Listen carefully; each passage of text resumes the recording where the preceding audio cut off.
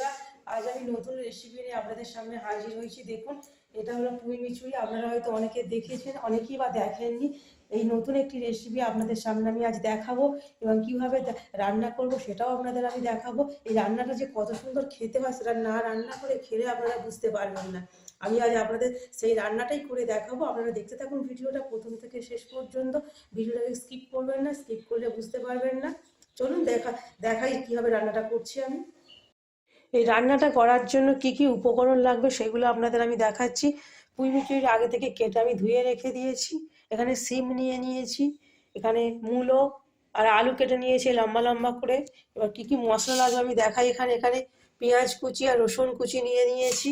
এখানে ধনে গুঁড়ো, লঙ্কার গুঁড়ো, হলুদের গুঁড়ো, লবণ, চিনি। এখানে আমি গ্যাস অন করে কড়া বসিয়ে দিয়েছি। এবার এর মধ্যে আমি তেল দিয়ে দেব। আমি এখানে রিফাইন তেল ব্যবহার করছি, আপনারা এখানে মনে করলে সর্ষের তেলও ব্যবহার করতে পারেন।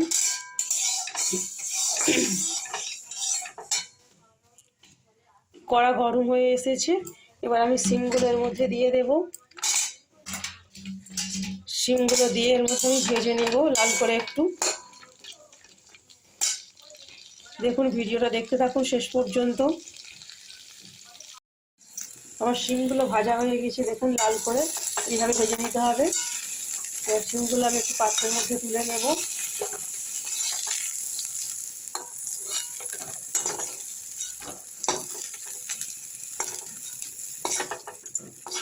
শিমগুলো ভেজে তুলে রাখলাম। এবার কড়ার মধ্যে তেল দেবো ফিরে। তেল দিয়ে আমি পেঁয়াজ আর রসুন কুচিটাকে আমি কড়ার মধ্যে দিয়ে দেবো, দিয়ে একটু ভেজে নেব। এটা বেশি ভাজার দরকার নেই, অল্প একটু ভেজে নিলেই হবে।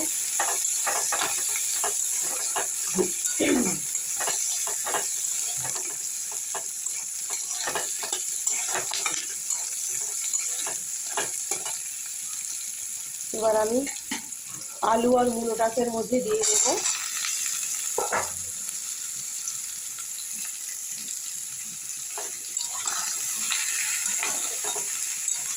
দিয়ে একটু ভেজে নেব।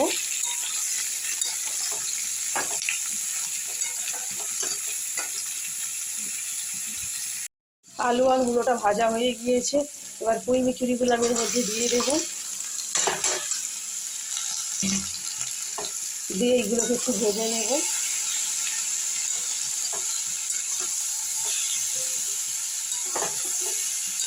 আপনারা কিন্তু ভিডিওটাকে প্রথম থেকে শেষ পর্যন্ত দেখবেন, স্কিপ করবেন না। স্কিপ করলে বুঝতে পারবেন না আমি কীভাবে বানাচ্ছি ভিডিও রেসিপিটা।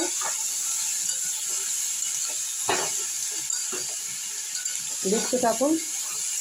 পুঁই মিচুরিটাকে একটু আমি ভেজে নেব।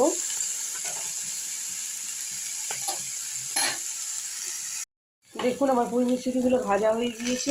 এবার এর মধ্যে আমি শিমগুলো দিয়ে দেব। শিমগুলো দিয়ে দিয়েছি। শিমগুলো দিয়ে এভাবে একটু নেড়ে নেব। এবার একে একে সব মশলাগুলো আমি এর মধ্যে দিয়ে দেব। এখানে নিয়ে নিয়েছি অল্প একটু চিনি, পরিমাণ মতো লবণ, জিরে গুঁড়ো, ধনে গুঁড়ো।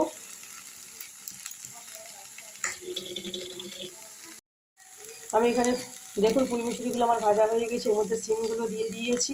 এবার একে একে আমি মশলাগুলো দিয়ে দেবো। কারণ ধনে গুঁড়ো নিয়েছি, লবণ নিয়েছি, অল্প একটু চিনি নিয়েছি, হলুদ গুঁড়ো, লঙ্কার গুঁড়ো। এখানে সব মশলাগুলো আমি দিয়ে দিলাম। দিয়ে সামান্য একটু জল দেব। জল দিয়ে আমি নেড়ে নেব একটু।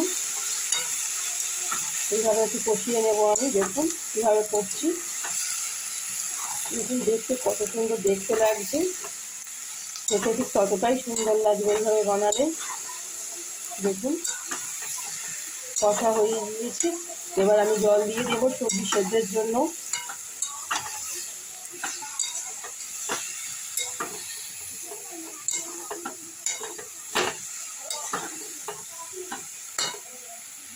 এবার জল দিয়ে দেবো। জল দেওয়া হয়ে গিয়েছে।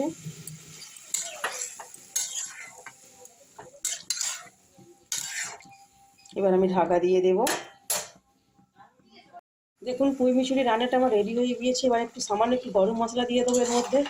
গরম মশলা দিয়ে একটু নেড়ে নেব। দেখুন কত সুন্দর দেখতে লাগছে, খেতে ঠিক ততটাই সুন্দর লাগবে। আপনারা এইভাবে রান্না করবেন, আশা করছি আপনাদের ভালো লাগবে। যদি ভালো লাগে লাইক কমেন্ট ও শেয়ার করবেন। যদি আমার চ্যানেলে নতুন হন অবশ্যই চ্যানেলটিকে সাবস্ক্রাইব করবেন। এবার কেমন লাগলো খেয়ে অবশ্যই আমাকে জানাবেন রান্নাটা কেমন হয়েছে। যদি ভালো লাগে বেশি বেশি করে শেয়ার করবেন, কমেন্ট করবেন। এবার আমি রান্নাটা একটা পাত্রের মধ্যে তরকারিটাকে নামিয়ে নেব। দেখুন খুব সুন্দর দেখতে লাগছে, এটা ভাত দিয়ে খেতে খুব ভালো লাগে। এইভাবে আপনারা বানাবেন, আশা করছি আপনাদেরও ভালো লাগবে। একটা পাত্রের মধ্যে আমি নামিয়ে নিলাম।